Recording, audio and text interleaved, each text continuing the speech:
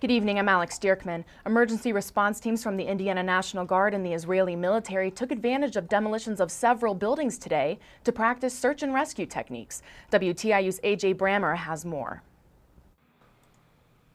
More than 250 emergency responders worked through the rubble of 3 demolished buildings in Bloomington, including a fraternity house and a post office, to simulate the devastation of natural disasters. The drill combined the efforts of local, state, and international teams to fight the simulated impact of an EF5 tornado, in what officials describe as an unprecedented operation.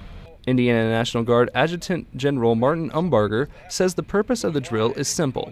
Response teams must always be prepared. God forbid it could ever happen, but if it did, like we have seen in Oklahoma, like we've seen throughout our nation, a terrible natural disaster hit, or for that matter, a man-made disaster, this makes us more prepared to save lives.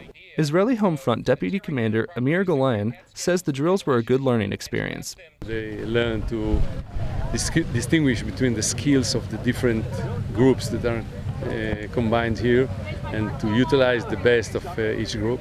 I think it's a very important event and very educational for us. Indiana and Israeli units have worked together on missions and exercises before, but this is the first one in a civilian setting in the state. For WTIU News, I'm AJ Brammer.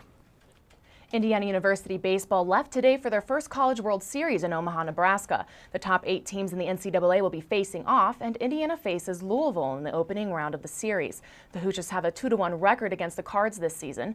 IU coach Tracy Smith says they're not letting that get to their heads. I think our guys will have confidence because they're familiar with their opponent, but we're not gonna, we're not going to do the battle cries if you beat them twice. And it's a whole new season now. They're a whole new team now in terms of how they're playing. Smith says his team plans to play the same way they have all season, despite the national championship being on the line now. The General Assembly voted overwhelmingly today to override Governor Mike Pence's veto of a tax bill. For the past few years, taxpayers in 2 counties, Jackson and Pulaski, have been paying an unauthorized local income tax used to pay for county jails. Legislation passed this year retroactively approved the collection of the taxes, but Pence vetoed the bill, saying he believed the money should be refunded to the taxpayers.